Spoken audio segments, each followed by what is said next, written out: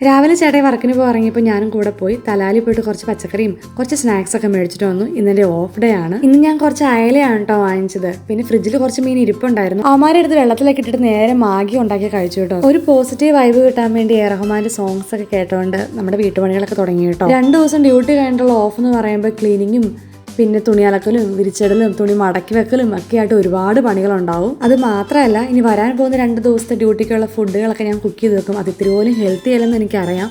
പക്ഷെ വേറെ ഓപ്ഷൻ ഒന്നുമില്ല. വീട്ടിൽ വന്ന് കയറുമ്പോൾ തന്നെ രാത്രി 9:30 പിന്നെ പണി ചെയ്യാനൊന്നും ഒരു എനർജി ഉണ്ടാവില്ല. ഇന്ന് തേങ്ങ അരച്ച് വെച്ചൊരു മീൻകറി ഉണ്ടാക്കി, മീൻ വറുത്തും ഉണ്ടാക്കി, പിന്നെ ഉരുളക്കിഴങ്ങ് വെച്ചൊരു മെഴുക്കുവരട്ടി ഉണ്ടാക്കി. 4 മണിയൊക്കെ ആയപ്പോഴേക്കും എൻ്റെ പണിയൊക്കെ തീർന്നു. പിന്നെ ഞാനൊരു ചായയും കുറച്ച് മുറുക്കും കുറച്ച് ബിസ്ക്കറ്റൊക്കെ കഴിച്ചു. തനിച്ചിരുന്ന് ചോറ് കഴിക്കാൻ ഒരു രസമില്ല. അതുകൊണ്ട് തന്നെ ചേട്ടായി വൈകിട്ട് വരാൻ വേണ്ടി കാത്തിരുന്നു. അങ്ങനെ ചേട്ടായി വന്ന് ഞങ്ങൾ ചോറൊക്കെ കഴിച്ചിട്ട് അടിപൊളിയെന്ന് പറയുമ്പോൾ ഉണ്ടാകുന്ന ഒരു സന്തോഷം ഉണ്ടല്ലോ, അത് പറഞ്ഞറിയിക്കാൻ വയ്യ. അപ്പം ഞാനും പോയി കഴിക്കട്ടെ. അടുത്തൊരു വീഡിയോ ആയിട്ട് കാണുന്നവരേക്കും എല്ലാവർക്കും ബൈ.